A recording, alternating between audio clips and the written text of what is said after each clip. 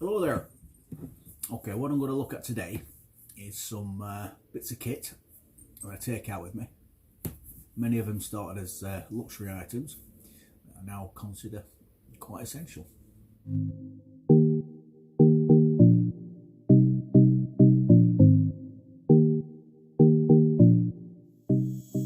So, in no particular order, what I'm going to start with first is the head torch, or headlamp, whatever you want to call it. Now, I use the Nightcore NU25 as my main one. And I say main one because I actually carry two, like that. Alright, I think that's a black diamond, which is great. The beauty of these is you can actually turn them off so they don't switch on accidentally inside your bag. Right, I'm not going to compare the two because they've both got pros and cons, but that's my main one. As Americans say, my go-to. And why do I need two? Well, it can be a lifesaver. If you're coming off the hills, or you're in an emergency situation and you've got one and that breaks, use your imagination. Alright, so I recommend to carry two. One is a backup. The next bit of kit I've got for you is a microfiber cloth. Doesn't have to be a microfiber, there's all sorts of different types of cloth, but this one's great, well used, well washed and nice and soft. I use this for everything. Okay, if I'm out and it's raining, I need to keep these clear because I need glasses for navigation, wagging your tent down. In summer, you can mop your brow. Last time I was out, I spilled a cup of coffee in my tent, and it's coming handy just for mopping that up. Quite essential bit of kit. Now, I do have one which is on a bit of cord, so I don't lose it. Alright, but this is just good. Stick it in your pocket, and it's there at hand all the time. Essential. Okay, the next one coming up is a mattress pump.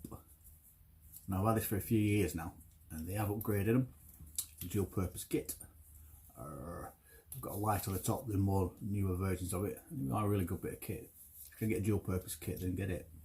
Alright, but I've had this for a long time now. It's rechargeable via a micro USB slot. I think the new one's got the C-type slot for recharging.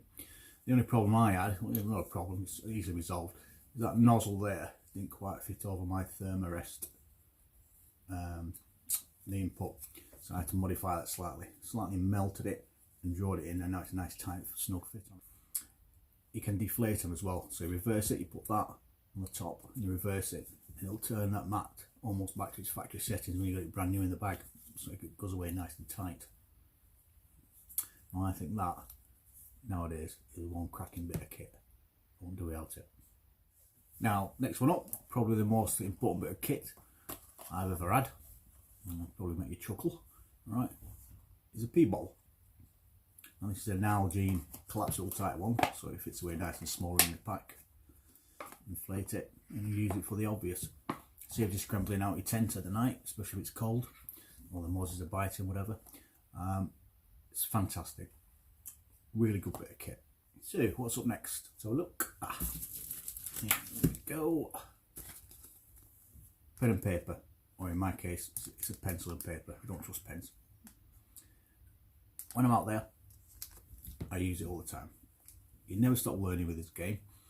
If the bit of kit isn't functioning properly, make a note of it. If it's something you can improve, make a note of it. You can also use it for making grid references, anything. Obviously, it's pen and paper, use your imagination. But it works really well. It always reminds me, or refreshes my memory when I get back. I've got the memory of a goldfish nowadays. What's next? A little sit mat. Doesn't have to cost you a fortune. This is from something like Decathlon or maybe Amazon, I can't remember where I got it from. But I have each one of these on all my packs, and I just stuff it down the back, especially on the Osprey packs, you know, down the back, that little gap it has between the air breather. Stick it in there, and it's there for when I need it. Obviously for sitting down on. I used to use these all the time, but I've slightly evolved now to a larger thing. Like that. I've had this for a while now. Everybody's using these and it's highly recommended. You can use it as a sit mat, you can lay on it because it's nice and long. It's dead thin stuff. I think I got this from Ultralight Gear Outdoors. And it's great. You can go underneath your sleeping mat, more insulation, or you can just sleep on that, it's nice and warm. Perfect bit of kit. So I mainly use this now. But sit mat, flat. Now the next one up will probably make you chuckle, some of the purists out there. But ta-da! A hammer. Now why do I need a hammer?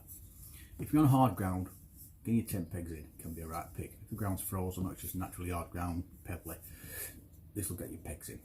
Yeah, if you take it easy, you won't bend them. I've used this on all styles of pegs and it's been perfect. Also, little prongs there, give you some leverage for pulling the pegs out.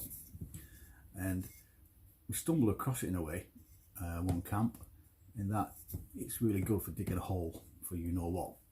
You can get those little ace of spades, I think, or deuce of spades, trowels that can dig a hole quite efficiently. But this, you're tearing through it. It's a decent hole. I don't always take it. In the summer I tend to leave it behind. In the winter I'll take it all the time. It's made by MSR and it's about as light as it will get and remain efficient. Next thing I always take, especially in colder weather, because I like to keep a check of what's going on, is a little thermometer. That inside my tent, one of the glove pegs, one of the glove clips you have inside your tents, or some tents. And I like to keep a check of the temperature. I think that's fairly vital really. So you can at least record it. And how cold it is. I've got another version of it, which is one of those fancy ones with checks the wind and everything.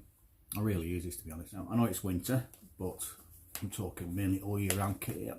And one absolute godsend to me is the Thermacell.